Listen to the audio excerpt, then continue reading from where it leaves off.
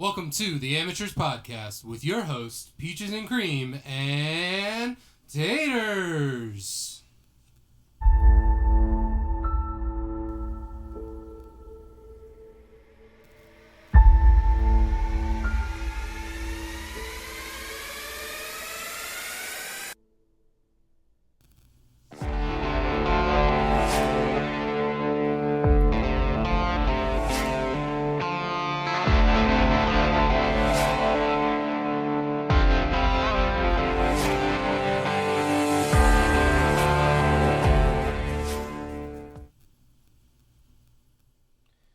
Good evening. This is the Amateurs here. This is Taters, and this is Peaches and Cream. We're here to talk about the AFC NFC Championship games this weekend, and we're not gonna waste a whole lot of time.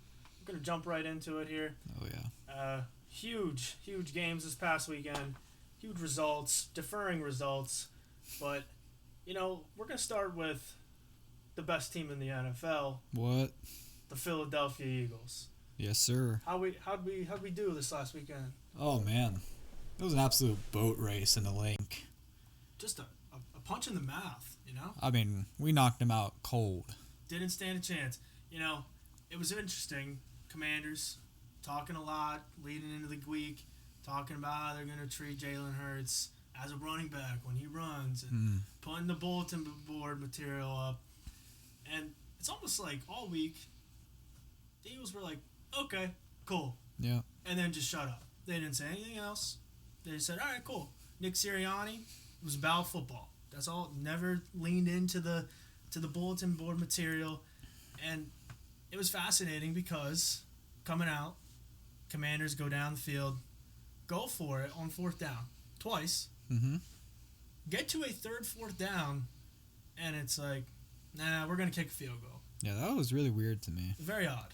Because at this point, you went for it twice. You're in your red zone, inside your 25, and you're just gonna kick a field goal, I guess. But I think it shows like how hard the Eagles were making them work for everything. Right. Because when they came out, everything was in front of the Eagles. They made everything in front of them, pushed everything in front, and then they were coming up and making tackles. Yep. The Commanders were working so hard for every yard they got, and I think that had something to do with it. I think that's why Dan Quinn said, all right, we'll take the points. But what's interesting to me is, and I don't know if you agree with this, but I think it was a gut punch when the Eagles got the ball at the 40, by the way, because of our special teams. And they just handed off to Saquon Barkley, 60 yards, touchdown. First play. I mean, that'd be terrible. Yeah, that's such a bad feeling when you go on a 17-play drive, then your defense comes out and gives up a play like that. Like, that is an absolute gut punch for you. And that seemed apparent throughout the rest of the game. Yeah, it was set the tone. Commanders came out and threw everything they had at them, and they got a field goal, and then the Eagles came out and called one play, and boom, touchdown. Mm-hmm. So I think that was interesting. What was your biggest takeaway, like, early on from this game, do you think? Like, when you sat down and watched this game and then you watched it and you thought about what happened, what was your takeaway? How did you feel? My takeaway is the turnovers.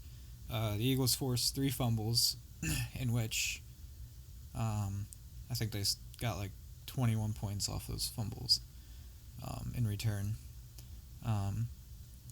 So without those turnovers that the Eagles forced, that would have been a much closer game. Maybe it wouldn't have. We don't know how it would have went if they didn't force those. But yeah, the fumbles and the 7 rushing touchdowns they had during the day. Massive. That's insane. That's a NFL record. 55 points they put up is also an NFL record. I mean, they just punched the Commanders in the mouth. Yes, indeed. Yeah, I think the stage was just too big for a young Commanders team that was terrible last year, and now suddenly they got good. It was just not the right time for them. They still got a lot to build, and they could still very well be in the same spot next year, but we will see. Oh, yeah, and they got a right at quarterback. They got a good coach. They got some good young pieces. But it really was. The Eagles appear to be a team of destiny. Go back. They went to the Super Bowl 2 years ago. Lost a heartbreaker to the Chiefs. Yep. Okay. Get on the list. Everyone's done it, right? Last year, started out really well, had a collapse, and then, Nick Sirianni, Jalen Hurts, had all that drama. And they came in this year, and they started rough, and then in that bye week, the offensive line going to Nick Sirianni and saying, hey, you have us. Lean on us. Let us command and take over games. And that's what he did, credit to him. Mm-hmm. And, yeah, I mean, now they are running over teams, literally. Yeah. And it'll be fascinating. I think they're a very motivated team. I think they all have one thing on their mind. It's, we're getting back, and we're winning this thing. Yeah. It's our turn. So that was fascinating. One of the biggest things for me that I saw that I thought was very interesting was the Eagles' defense. Yeah. I mean, where do we start? Jalen Carter, Yeah. Nolan Smith, So good. Georgia Bulldog, Yeah. Quinyon Mitchell. We have Darius Slay, Cooper DeJean, Reed Blankenship, the exciting whites. Oh, What? So exciting. CJ, GJ. I mean, all these guys, just dogs everywhere. Zach Bond. Okay? Here's a stat for you. When Quinyon Mitchell, he allowed. Do you know what his stats were against? I don't know them Jalen exactly, Carter? but I know they were very good. All right. How about this? Try this one on for size. Rookie against a very good receiver, Mm-hmm. veteran receiver. 3 targets. So he only got the ball thrown to him 3 times. Yeah. 3. 3. Okay? Not very much for a really good receiver. Mm-hmm. You know how many catches he had? 3 targets, maybe 1. 1. Wow. 1 catch. How many yards? Well, considering that the wide receiver's longest catch was for 36 yards and those for a touchdown, I would say not many. Not many. Yeah, 7. Okay? So he held an all-pro wide receiver, Pro Bowl wide receiver, to 3 targets, 1 catch for 7 yards. Man, that's so good. Oh, and he got a pick. Oh yeah. Oh, yeah. Yeah. His game Locked him sealer. down. Locked him down. And like you said, that receiver only had 51 yards and a touchdown. That was on Darius Slay. So, not Quinyon Mitchell. Don't come at me for the stats, by the way. And But- that route was a man beater, so it's tough to guard. Yeah, So. yeah, you got picked up, you got caught up in the defense, got caught up in the traffic, and yeah, that's what happens. Good team, it's going to get a good scheme going. But other thing would be, ready for this stat? Oh, yeah. What's that other guy? Nolan Smith? Yeah. You ready for this? Mm-hmm. Nolan Smith, first postseason. Okay? Right? Ready? 16 combined tackles. Ooh. Okay? 4 tackles for a loss. 4 sacks. 3 QB hits and a forced fumble. Man. You know where that 4.5 sacks ranks in Eagles postseason sack history? Probably first. Not quite. Second. Ooh. He's behind close. the great Brandon Graham, which we all know what Brandon Graham's known for. Oh yeah. Strip sack, Tom Brady. How you doing? Keep it moving. First He'll be Super back Bowl. for the Super Bowl. Yep. That's how we did it. So we got young guys lighting it up. They have all the confidence in the world. I think this is great for them. Yeah. They're coming in. They don't. I love saying this, and I've had friends who don't like me saying this when I say it. But these young guys, they don't know what they don't know. Right. They just know how to go out and ball. Line it up and let's go. Hmm. You know, and that's what's got me really fired up here Oh yeah. about the Eagles. But what else really happened? I mean, how about this? How about the O-line? Peach. Oh yeah. What do you think, man? I thought they played great. I mean, Cam Jurgens had some back tightness, so he couldn't start. And Yeah. Landon Dickerson went in there to play center, and then Tyler Steen went and played guard. Now, Landon Dickerson was okay at center. He could have been better, but he got the job done until he got hurt and couldn't play. Yeah. He second hardly half. could walk. Yeah, and then Cam Jurgens came in, roughed it out with his back tightness, and was a dog. Yep. Tyler Yeah. Steen was a dog coming in that type of game.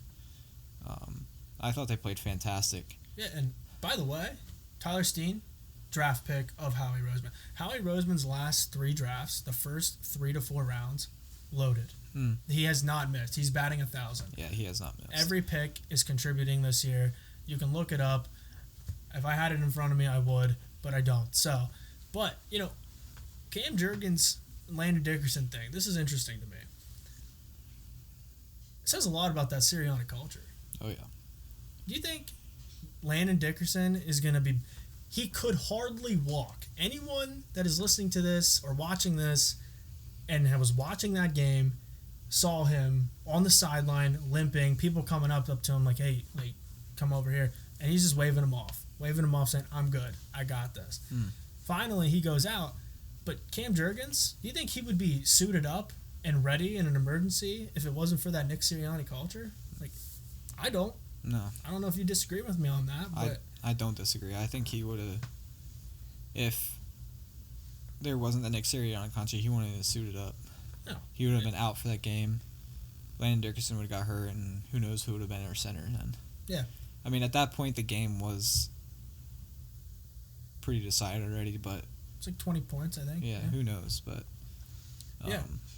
Yeah, that does credit Sirianni's culture and what he has done for that team. He's not some big, dumb coach. He gets that team going. His speeches are incredible. Yep. And he has that offensive line flying around, making fantastic plays, and just being incredible like they usually are. He's such a CEO. He just manages everything, gets everyone in the spot they need to be in, and then they execute.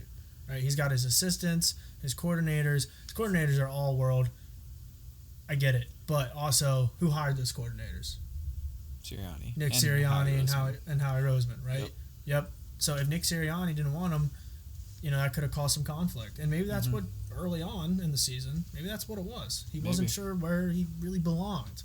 But he obviously found his stride. And here we are. We're a couple of days away from the Super Bowl. A couple weeks, week and a half. The other thing, really quick, and then we'll move on, I think, probably. How about Jalen Hurts pre-snap? Can we just talk about that for a second? Just real quick. He's audibling into the right plays.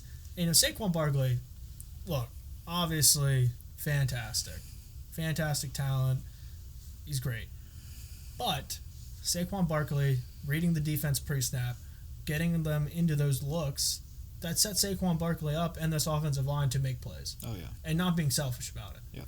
Not saying, oh, you know what, I can make this play. And staying in a pass play or audibling to another pass play. So that's interesting to me.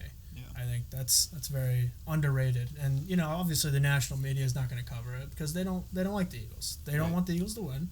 And everyone knows that. They don't like it because Philly's Philly. They'll get on you about stuff, and they won't apologize either.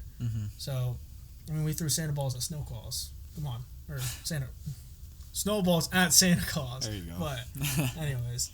So, any final thoughts on this Eagles-Commanders game? Or? Yeah. So, on that Jalen Hurts point, to all you haters out there who say he can't throw the ball. We can, right?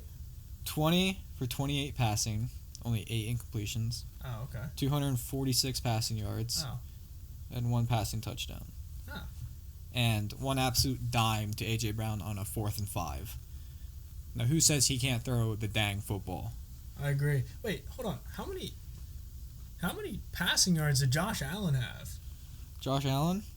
He had 237 passing yards. Oh, so less? More? Less? More? More. Less? More? Oh, Jalen Hurts had more. Oh, yeah. Yeah. Oh, yeah, that's right. Oh, okay, so Josh Allen, sorry about your luck, buddy. Yeah. But how many yards did Patrick Mahomes have? The great Patrick Mahomes. He had 245, so 1 less. Oh, so he threw for less than Jalen Hurts still. Yeah. Man, not bad for a quarterback who can't throw the ball, right? Not bad for a running back. Not bad for a running back. Anyways. Yeah. Yeah, I mean, great. Yeah, just a great team win. Yeah. Right? Oh, and I did bring along something. Oh, what's that? What do you got there? Oh, it's just a bottle I got from Philly. It's a bunch of Commander's tears. Oh. Oh. So sweet. Oh, wait, yeah, let me just taste test this. Yeah. Take a swig of that. Oh, yeah. Oh, taste? Yeah. Tastes good? Oh, great. Beautiful. Sorry about your luck. go back to DC. Maybe you can find a Hard Rock Cafe to take over there. Oh, man. Oh, brother. That guy, last thing, if you haven't seen the video, go find the video of him in the Hard Rock Cafe getting all his Commanders fans hyped up. And then, of course, as Philly fans are very talented at, they located this guy in the stadium. And on his way out, when he was walking out, they said, hey, congratulations on the Hard Rock takeover. Good job. And then he hit him with a, good job, buddy. Oh, hit him with the buddy. Ultimate dunk on. I'm sorry. If someone calls me buddy, in that context, it's rough. That's rough. Yeah, it's rough. Yeah, talk about getting sunned. But anyways, there's another game this weekend, Peach.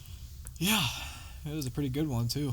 Chiefs-Bills. Yeah, it was close. Very close. Close. I mean, as those teams would play, right? Yeah. Seems to always be close when they play. Close. So, what happened? Well, I heard the refs won the game. Oh, there's arguments for that. There's arguments for literally everything in this game. Yeah. A few calls that were questionable. And whenever there are questionable calls, they seem to go the Chiefs' way, and a couple of them did, and the Chiefs were able to capitalize on it. As the good teams do. Yep. Like you have Don Kincaid running towards the first down, getting in the process of getting tackled, and he reaches the ball out, and they call him short. And then the next play, the QB sneak for Josh Allen, call him short, turnover and downs. I think the Chiefs go down and score on that. Or no, that was the end of the game. Sorry. No, you're right. Yeah. Goes down. So those are constable calls. Then Xavier Worthy's catch, where it seems they're both fighting for the catch, and they come down. The ball seems to hit the ground. Yeah, but that's not an incomplete pass right away. Sure. It's allowed to hit the ground. As long as it doesn't move. But as long as it doesn't move. At that point, I thought that neither had possession, and then the ball helped, or the ground helped Xavier Worthy catch the ball. So, however you go, I think you really could go either way on that. I mean, that's so hard to balance there. But yeah, with those calls, the Chiefs capitalized on them and obviously took advantage of it. Seemingly what they do every time. So yeah, you can't mess up. Can't give them extra plays. Right. And the Bills didn't turn the ball over, but I have questions on how they went about it. I mean, if you're gonna run the tush push, run the tush push. Right. They try to do this thing where they pull it out and they go left, and Josh Allen doesn't get low enough. The center doesn't get low enough. It's all about leverage in that play. Yeah. You see the Eagles do it all the time, and they do it very well, and this is why. Jalen Hurts and the center, at this point it's Cam Jurgens, the last couple of years was Jason Kelsey, they get low and they go, all right? Is it painful? Yes, but they don't care because they're getting 3 yards every play. Right. And they use it. But the Bills were trying to finesse it, and I think that came back to bite them, really. But on those calls, I mean, if it's called one way on the field, it's probably not overturned. Right. You know what I mean? Like, they're so close. Look, the Kincaid one, there's an argument to be made on both sides. Yeah. So, I think it just comes down to the Chiefs, like you said. They don't mess up, okay? If they're given a call, a benefit of a doubt, whether it's good or bad benefit of a doubt, they're going to make you pay for that. Yeah. They're going to capitalize on that. And that's the difference between them and the Bills or the Ravens and all these other teams that are trying to catch up to them. And it could be the difference between them and the Eagles come Super Bowl Sunday. Yeah. So, but we'll get into that in our preview episode and everything. Right. The other thing that was interesting to me, you talked about the calls, but James Cook wasn't on the field for the last play of the game. I thought that was kind of weird. He was running the ball very well. I don't think they gave it to him enough. Yeah. Really, they don't lean into it. I feel like the Bills try to maybe win the game with Josh Allen too often. They rely on him too much. I get it. He is closest thing to Superman in the league. Okay, the guy wins them games, game in, game out, week in, week out, all the time. But trust your guys. Right. Trust the running back. Trust the offensive line. Call something up. It doesn't always have to be Josh Allen, but that was fascinating. But really, I don't know how you feel about that. Maybe you don't think they tried to prove a point. Maybe they called a good game. Maybe that's just my theory. Yeah, I do agree with you. They should have used James Cook more there at the end. They did rely on Josh Allen too much. And even on that tush push on that fourth one at the end of the game, like, they didn't even utilize him as, like, from, like, the run from the shotgun, like a QB power. Yeah. Like when they played in the regular season, they had a 4th and 2, and they ran a QB power of the shotgun. Josh Allen ran for a freaking touchdown that was like 35 yards. Yeah. And they didn't utilize that in that play. And I don't think they utilized it that much during the game on Sunday. So just relying on Josh Allen too much always seems to come back and hurt the Bills. Yeah. And like I talked about last week, I said that their defense needed to step up, like their secondary needed to hold on, and they seemingly weren't doing that against Xavier Worthy and Juju Smith-Schuster. Couple big plays to Smith-Schuster and Xavier Worthy. So yeah, secondary definitely could play better. If they played better, the Bills would have came out and won that game, but they kept the Chiefs close, and you can't keep the Chiefs close and they'll win those games. Yep. You got to put them down by 2 scores. Yep. 2 possessions, whether it's a field goal and a touchdown or 2 touchdowns. You gotta put some distance between you. That's how you beat those legendary quarterbacks and legendary teams.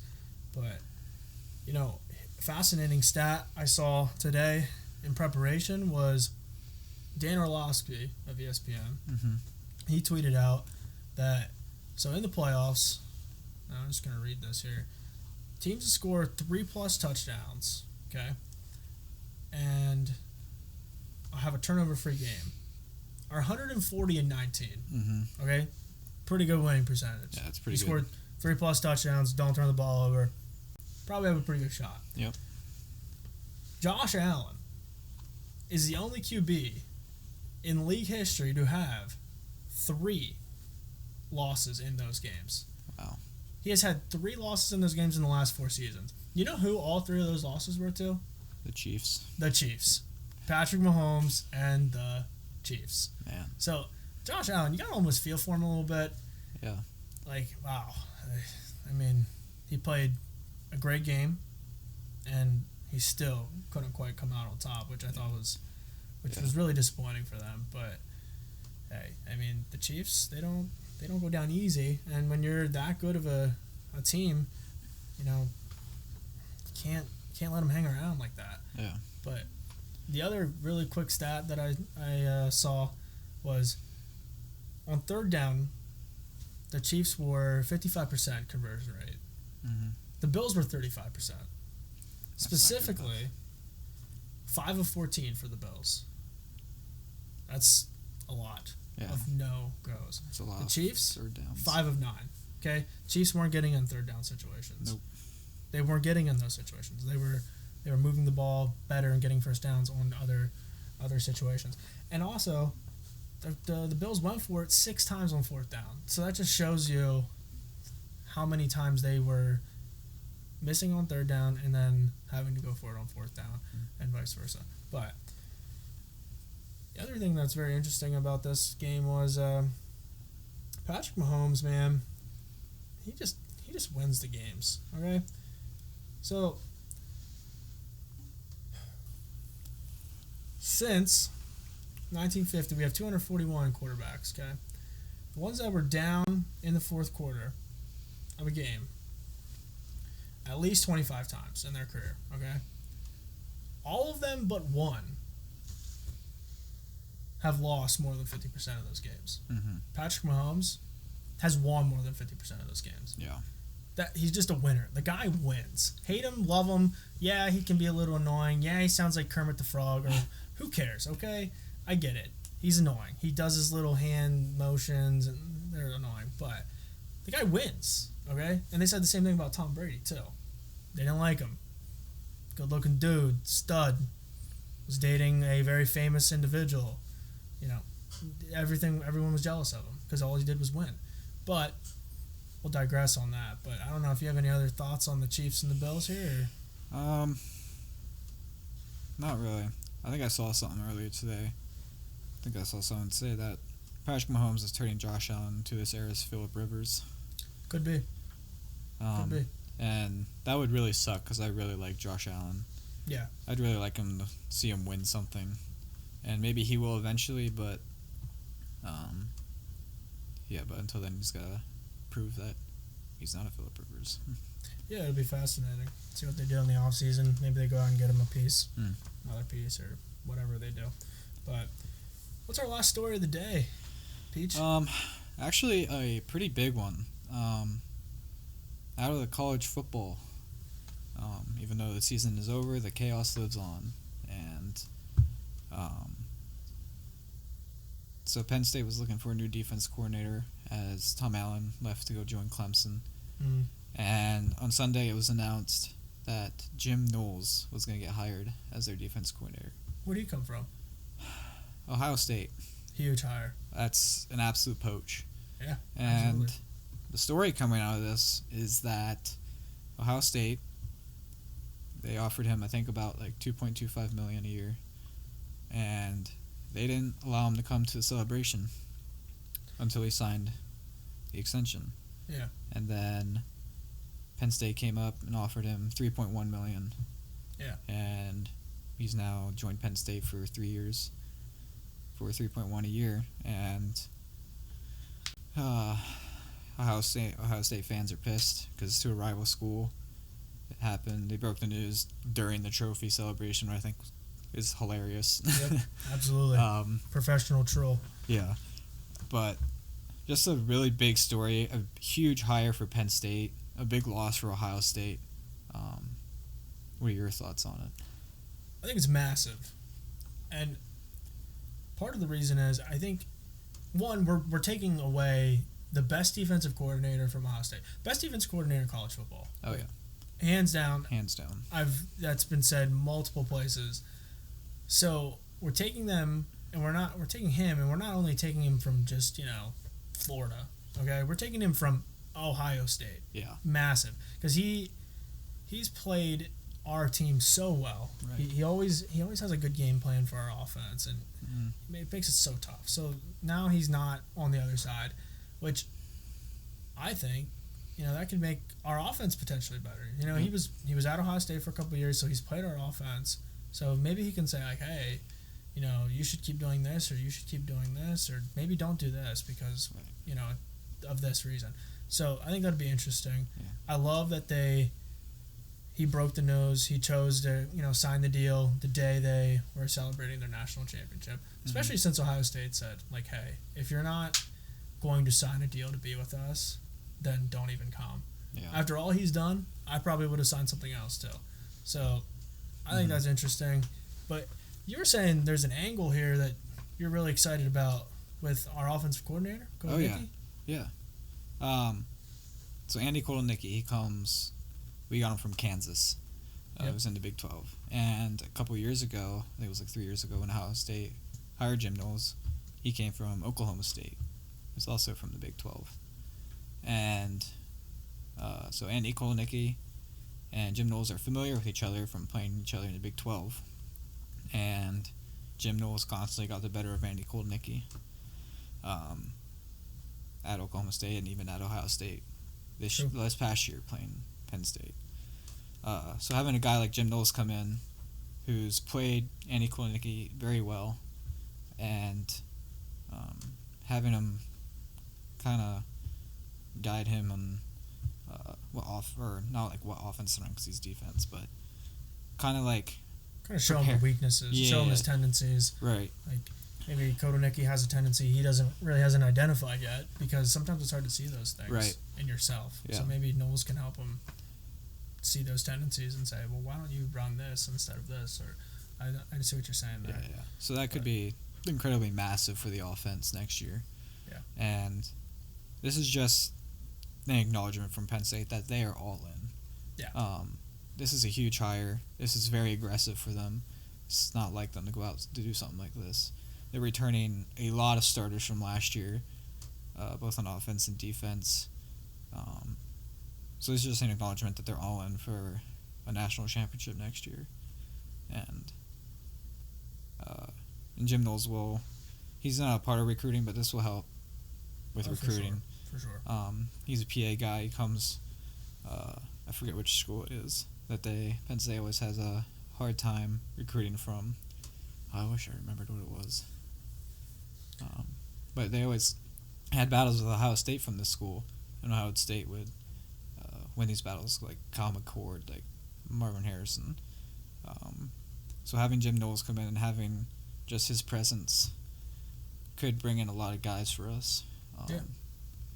Yeah, and really propel our program there. It'd be interesting to see how it affects the program. Yeah. Well, I think that's all we got for you guys tonight here on the Amateurs. Next week, we'll be back with an episode, probably previewing the Super Bowl, Eagles-Chiefs. We'll probably be looking at a couple maybe prop bets, maybe not, maybe pick 'em. We'll do the pick 'em with the spread again. We'll deep dive into all the analysis that we can.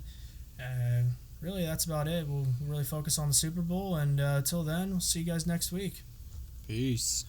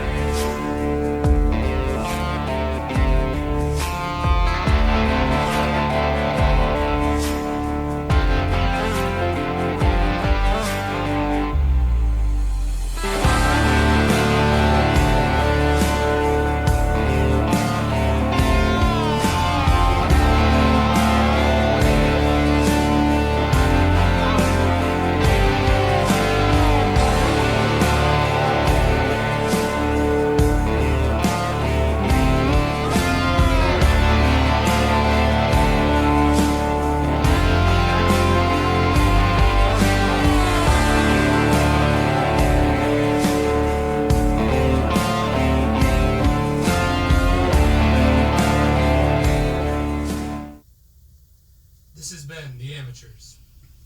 Tune in next week to hear your host say, Don't worry about it, sweetheart.